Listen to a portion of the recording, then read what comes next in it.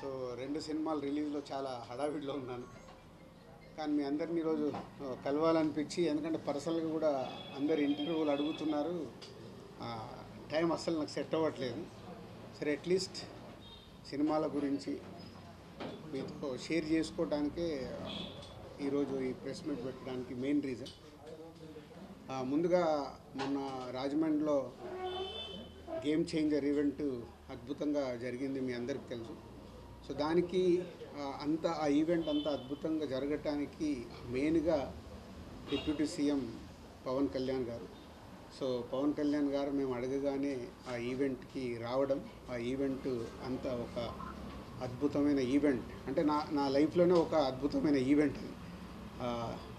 Mega అభిమానులు కానీ, జనసేన కార్యకర్తలు కానీ, పవర్ స్టార్ గారి అభిమానులు, ఇట్లా అందరూ అక్కడ ఉండి ఆ ఈవెంట్ని ఒక అద్భుతమైన ఈవెంట్గా చేశారు. సో దానికి ప్రత్యేకంగా గౌరవనీయులు డిప్యూటీ సీఎం పవన్ కళ్యాణ్ గారికి థ్యాంక్ యూ వెరీ మచ్. మా కోసం అంత టైం స్పెండ్ చేసి వచ్చి మా ఈవెంట్ని, మా గేమ్ చేంజర్ సినిమాకి సపోర్ట్ చేసినందుకు. అలాగే ఏపీ గవర్నమెంట్ సంక్రాంతికి వస్తున్న సినిమాలకి బెనిఫిట్ షో కానీ, అండ్ టికెట్ పండగకి సంబంధించి టికెట్ రేట్స్ ఇవ్వడం కానీ, అది కూడా పవన్ కళ్యాణ్ గారు చొరవ తీసుకొని మాకు దుర్గేష్ గారు, మంత్రివర్యులు దుర్గేష్ గారితో మాట్లాడి టికెట్ రేట్లు 3 సినిమాలకి, సంక్రాంతికి వస్తున్న సినిమాలకు ఇచ్చారు. దానికి కూడా కళ్యాణ్ గారికి, అలాగే మంత్రివర్యులు దుర్గేష్ గారికి, and AP CM Chandrababu Naidu గారికి అందరికీ thank you very much. So ఒక సినిమా పండగ వస్తుందంటే పండగ వాతావరణం ఎలా ఏర్పడుతుందో, మనకు సినిమాలు వస్తున్నాయంటే మనకు పండగతో పాటు డబుల్ ఏ సినిమా ఏ రోజు రిలీజ్ అవుతుంది, ఎప్పుడు చూడాలని మన తెలుగు ప్రేక్షకులు, అలాగే ఇప్పుడు పాన్ ఇండియా అయిన తర్వాత గ్లోబల్ ఆడియన్స్ కూడా అటు తమిళ్ కానీ, ఇటు కర్ణాటకలో కానీ, ఇప్పుడు నార్త్లో కూడా మనకు స్టార్ట్ అయింది, అలాగే ఓవర్సీస్లో కానీ మన సినిమాలకి, తెలుగు సినిమాలకి క్రేజ్ అండ్ రేంజ్ పెరుగుతూ ఉంది. సో పాన్ ఇండియా రిలీజులు కాబట్టి మాకు ఇంకా ఎక్కువ, ఫస్ట్ టైం నేను చేస్తున్నా, ఎక్కువ స్ట్రెస్లో పనిచేస్తున్నా. ఇంకా 3-4 డేస్లో ఈరోజు రేపు కంప్లీట్ చేసి గేమ్ చేంజర్ కాంటెంట్ పంపించేయాలి. సో గేమ్ చేంజర్ ప్రత్యేకమైన సినిమా, ఒక 3.5 years జర్నీ. మీ అందరికీ తెలుసు 2021 ఆగస్ట్లో మొదలుపెట్టాం సినిమాని, పూజా కార్యక్రమం. ఆల్మోస్ట్ ఒక 3.5 years జర్నీ. ఎన్నో అప్ అండ్ డౌన్ చూశాను ఈ 3.5 yearsలో. అంటే 3.5 years కాకుండా కోవిడ్ దగ్గర నుంచే లాస్ట్ 4-5 years నుంచి ఆల్మోస్ట్ 4.5 years అయింది. 4.5 yearsలో చాలా అప్ అండ్ డౌన్ చూస్తున్నాను. అంటే ఎక్కువ ఎలా జర్నీ జరుగుతుంది అనేది చూస్తున్నాను.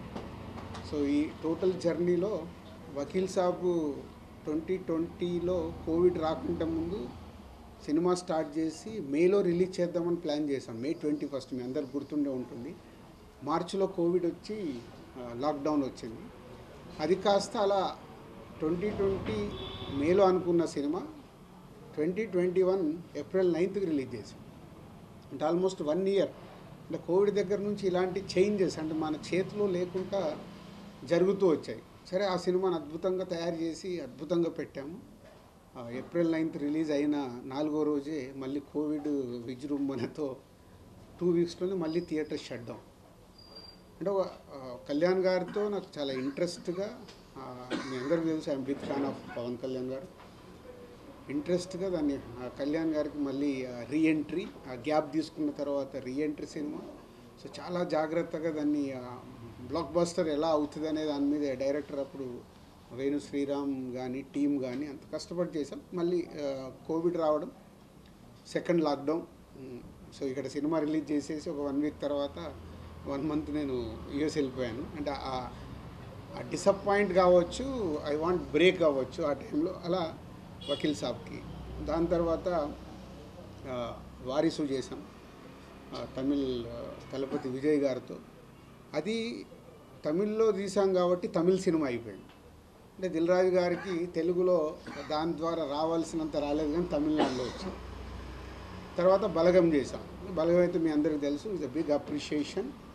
ఆ సినిమాకు కూడా ఏమైంది, సో అది తెలంగాణ నేటివిటీలో చేయడం వల్ల, తెలంగాణ బ్యాక్డ్రాప్లో సినిమా కాబట్టి తెలంగాణలో దానికి 100కు 100 మార్కులు వస్తే అదర్ దగ్గర 70-80% వచ్చాయి. అంటే నాట్ మళ్ళీ యూనివర్సల్గా కొట్టలేకపోయాను. ఇలా నన్ను నేను అనాలిసిస్ చేసుకుంటూ ఉన్నాను లాస్ట్ 3.5 ఇయర్స్లో జరుగుతున్న జర్నీలో. సో ఇలా కొన్ని సినిమాలు రిజల్ట్ రాలేదు. సో రిజల్ట్ రానప్పుడు అక్కడి వరకు నాకు బాధలేదు. ఫ్యామిలీ స్టార్ రిలీజ్ అయ్యాక, రిలీజ్ రోజు నా గ్రాండ్ సన్ ఫోన్ చేశాడు.